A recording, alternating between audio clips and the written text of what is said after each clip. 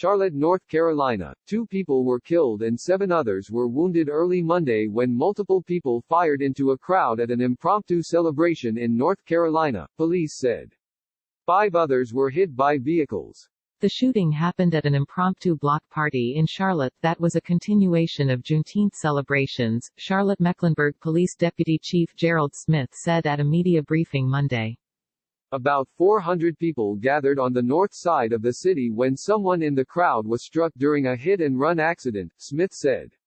Police responding to the scene heard shots being fired. Police believe more than one person fired weapons because videos recorded sounds from guns of different calibers.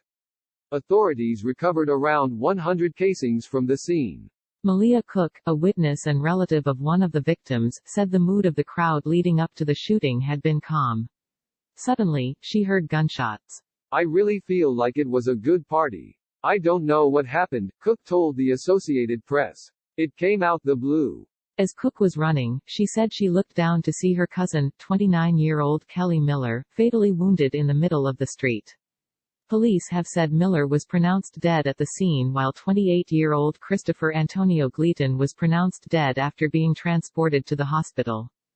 Matthew Torres, a Charlotte radio personality who goes by the name Chewy, said that with fewer police and organized activities than previous nights, the atmosphere was tense preceding the fatal shootings.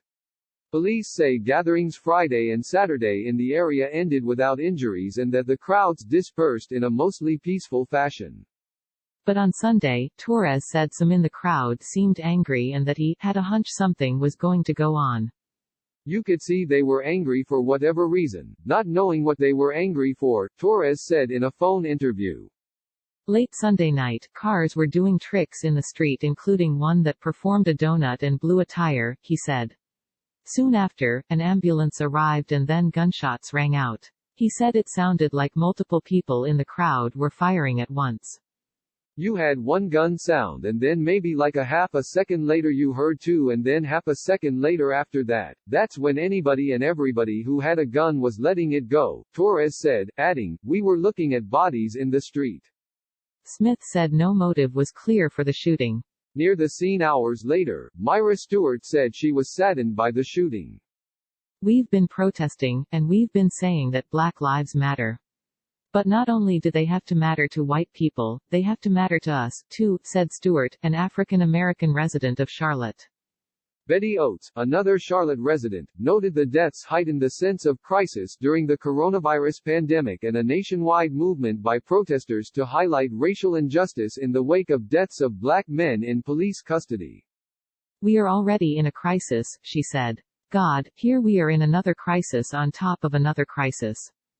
Smith said the situation grew so chaotic after the arrival of authorities early Monday that a rescue team had to be sent into the crowd to pull people off the backs of our firefighters who were treating people hurt at the scene. Smith also acknowledged that some officers had weapons drawn as they sought to gain control of the scene. They were doing the best that they can to make sense out of something that is chaotic, a mass casualty scene, he said. Smith said that no witnesses have come forward to describe how or why the shooting started and urged the public to help with the investigation. No one was in custody by mid-afternoon. Of the other 7 who were shot, 3 had life-threatening injuries, Smith said. The 5 people hit by vehicles are believed to have suffered injuries that were not life-threatening, police said in a news release. 4 of them appear to have been struck while trying to leave the scene.